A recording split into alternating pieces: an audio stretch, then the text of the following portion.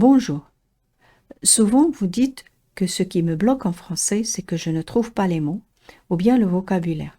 Moi, je dirais qu'il y a un autre problème beaucoup plus important.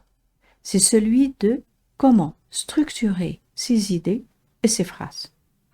Donc, à partir d'aujourd'hui, je vous présenterai un ensemble de cours qui vous aideront à la fin à structurer, à apprendre à structurer vos idées et vos phrases et par conséquent à communiquer avec fluidité. Et aujourd'hui, voici le cours 1. Supposons qu'on vous propose une thèse, une idée, comme celle-ci. La pollution constitue une menace pour la vie sur Terre, que vous devez intervenir, discuter. Par exemple, vous voulez démontrer que cette idée est vraie. Comment vous allez faire? Eh bien, la première des choses, c'est de découvrir le thème. Le thème dont vous allez parler, c'est la pollution, n'est-ce pas? Très bien. Et quand je dis pollution, je fais allusion à d'autres pollutions. Par exemple, la pollution du sol, ou bien la pollution de l'air, ou alors la pollution de l'eau, ou bien la pollution sonore. Donc, je vais commencer étape par étape. Je vais commencer par exemple par la pollution du sol et essayer de chercher quelles sont les causes et quelles sont les conséquences. Donc, par exemple, pour la pollution du sol, quelle est la cause? Bon, comme exemple, je vais dire l'agriculteur utilise des pesticides. Et là, j'ai utilisé vraiment une phrase simple. Sujet, verbe, complément. Très bien. Et quelle est la conséquence? Le sol est contaminé et la sécurité alimentaire est menacée. Deux phrases simples. Sujet, verbe, complément, avec la coordination ici, pour rassembler les deux phrases. Quand je dis le sol est contaminé, c'est une phrase simple. Et j'ajoute une autre phrase, mais elle est toujours simple. La sécurité alimentaire est menacée. Très bien. Donc je vais faire la même chose pour toutes les autres pollutions. Et donc, pour la pollution de l'air, je vais chercher la cause. Dans ma tête, je vais dire quelle est la cause de la pollution de l'air et quelle est la conséquence de ceci. Je vais dire, par exemple, la cause, la pollution de l'air, c'est quoi? Les voitures et les usines rejettent des gaz nocifs. Nocif ici, vous pouvez le remplacer par exemple, dangereux. Et voilà une phrase simple. La conséquence, c'est quoi? Il y a de plus en plus de maladies respiratoires et cardiovasculaires, tout simplement. Passons maintenant à la pollution de l'eau. Quelle est la cause et quelle est la conséquence? Donc, la cause, c'est le rejet des déchets chimiques dans les rivières et les océans. Ici, c'est une phrase nominale. Mais quand vous réfléchissez souvent comme ça, vous pouvez formuler des phrases nominales. Mais lorsque vous allez commencer à rédiger, là, vous allez, à la place des phrases nominales, vous pouvez utiliser des phrases verbales. Et sinon, si la construction est correcte, vous la gardez. Quelle est donc maintenant la conséquence? Eh bien, c'est la mort de beaucoup d'espèces aquatiques et la destruction de la biodiversité. Pour la pollution sonore, qu'est-ce qu'on va dire? La cause, le bruit généré, produit par les moteurs des voitures. Et là, vous pouvez jouer sur le vocabulaire. Au lieu de dire voiture, on peut dire véhicule pour être beaucoup plus général. Et les chantiers de construction. En parlant de vocabulaire, vous n'êtes pas obligé à ce stade-là de vous soucier du vocabulaire ou bien des mots, quels mots je vais mettre. Votre seul souci, c'est que j'ai une idée. Je cherche sujet, verbe, complément et je le note. Une fois vous aurez terminé, à la fin, on peut revoir notre travail, souligner les mots qui se répètent, les remplacer par des synonymes ou alors changer de mot à la place d'un autre mot. À ce moment-là, vous aurez la possibilité, parce que vous avez déjà jeté vos idées sur la feuille. Quelle est la conséquence de la pollution sonore? Eh bien, l'augmentation du stress et troubles du sommeil. Maintenant qu'on a réfléchi aux idées. Ce sont des idées formulées à l'aide de phrases simples. Je vais commencer à prendre chaque idée et à la reformuler, mais cette fois-ci sous forme de phrase. Alors, on dira, la pollution, le sol est pollué parce que, donc vous voyez, j'ai relié les phrases en ajoutant les liens logiques qui expriment ce que moi je voudrais dire. Par exemple ici, la cause. Le sol est pollué parce que l'agriculture utilise des pesticides. Je mets un point et j'ajoute un moyen qui exprime la conséquence. Par conséquent, le sol est contaminé et notre sécurité alimentaire est menacée. Donc là, j'ai structuré mon idée à l'aide des connecteurs logiques. Mais avant, j'ai d'abord réfléchi à l'idée.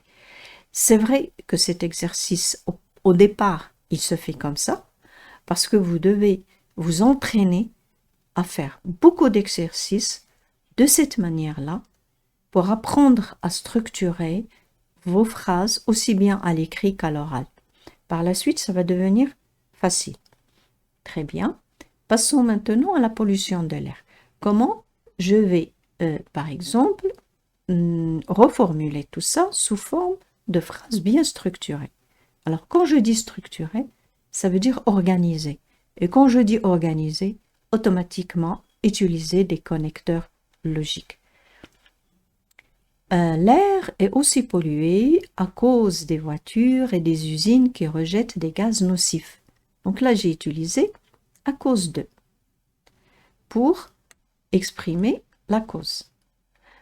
C'est pour cela que j'ai utilisé c'est pour cela que pour exprimer la conséquence. Qu'il y a de plus en plus de maladies respiratoires et cardiovasculaires. Donc je reprends, l'air aussi est pollué à cause des voitures et des usines qui rejettent des gaz nocifs. C'est pour cela qu'il y a de plus en plus de maladies respiratoires et cardiovasculaires. Comme vous voyez, j'ai pas changé grand-chose à ce que j'ai écrit au début. J'ai juste essayé d'ajouter des liens logiques. La pollution de l'eau, qu'est-ce qu'on va dire? L'eau est polluée à cause du rejet des déchets. Donc j'ai utilisé ici à cause de. Si à la fin vous vous rendez compte que vous êtes en train d'utiliser toujours le même lien, il vaut mieux varier. Donc au début, vous pouvez voir le tableau des liens logiques et choisir le connecteur qui convient, mais avec l'utilisation, bon, vous allez vous en souvenir, ça c'est sûr. Donc l'eau est polluée à cause du rejet des déchets chimiques dans les rivières et des océans, au point que, pour exprimer la conséquence, que beaucoup d'espèces aquatiques meurent. Ainsi, encore une fois, la conséquence, la biodiversité est détruite. Donc au lieu de « et », ici, on a dans la conséquence, on a par exemple « et ». Moi, j'ai préféré mettre un point, ici, par exemple, et avec un nouveau un nouveau connecteur et une nouvelle phrase.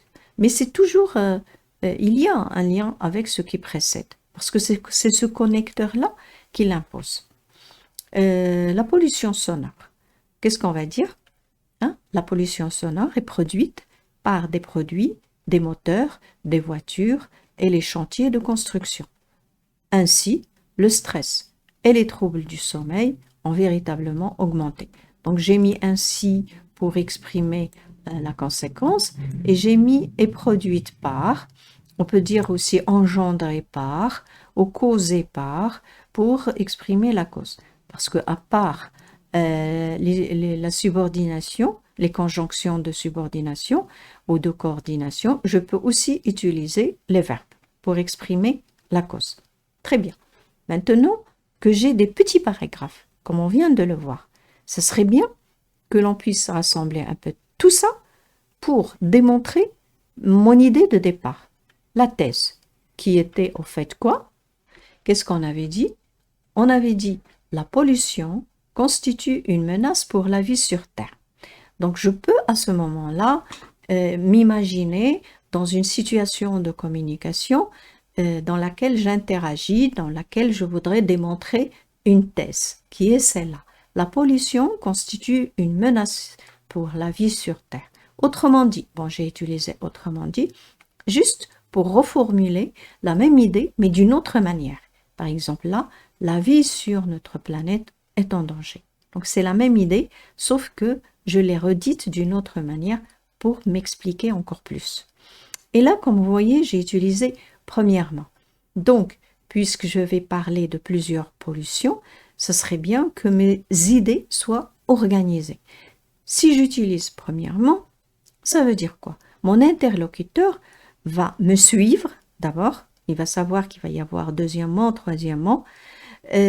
Ensuite, c'est une manière de lui montrer que mes idées sont organisées et enchaînées. Il y a un enchaînement. C'est ce que j'ai appelé au début de cette vidéo la structuration. Vos idées sont bien structurées. Donc, on va essayer de voir ensemble comment c'est. Premièrement, le sol est pollué parce que l'agriculteur utilise des pesticides. Par conséquent, notre sécurité alimentaire est menacée. Deuxièmement, l'air aussi est pollué, car des voitures et des usines rejettent des gaz nocifs. C'est pour cela qu'il y a de plus en plus de maladies respiratoires et cardiovasculaires. Troisièmement, l'eau est contaminée. Donc là, je joue sur le vocabulaire. Pollué, là j'ai remplacé contaminé pour ne pas répéter le même mot. L'eau est contaminée à cause du rejet des déchets chimiques dans les rivières et les océans, au point que beaucoup d'espèces aquatiques ont disparu. Ainsi, la biodiversité est détruite. Finalement, donc quand je dis finalement, on sait très bien que je suis à la fin. La pollution sonore est produite par les bruits des moteurs, des voitures et les chantiers de construction. De cette manière, le stress et les troubles du sommeil ont véritablement augmenté. Donc comme vous voyez, je suis allée d'une idée, la pollution. J'ai commencé à chercher quelle sorte de pollution on peut avoir. Pour chaque sorte, j'ai cherché la cause et la conséquence sous forme d'idées simples. Ensuite, j'ai formulé deux phrases pour chaque pollution. Et là, j'ai rassemblé le tout, toujours à l'aide des articulateurs qui me permettent de bien structurer mes idées.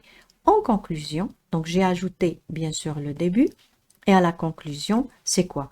En conclusion, la pollution représente une énorme menace pour notre planète et pour la santé humaine.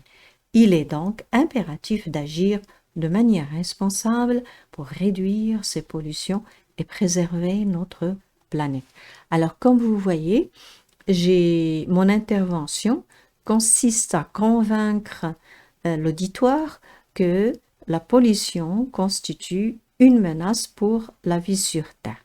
J'ai structuré mes idées de telle sorte à insister sur la cause et la conséquence de chaque pollution, ce qui m'a permis par la suite de retrouver les connecteurs logiques adéquats et enfin de structurer le tout à l'aide d'autres liens pour organiser, enchaîner mes idées et structurer bien sûr mes idées et mes phrases. Donc, j'espère que ce premier cours vous a bien éclairé sur comment on doit structurer. Je sais qu'on est toujours au cours 1. Normalement, il faut regarder le cours 1, ensuite le cours 2, le cours 3, pour vraiment arriver à pouvoir structurer ces idées de manière beaucoup plus facile. Au début, ça va vous paraître un peu difficile, mais avec l'entraînement et la continuité, comme toujours, et la progression, vous arriverez à l'objectif final qui est être capable de parler en français ou de communiquer en français avec fluidité et aisance, que ce soit à l'oral ou à l'écrit.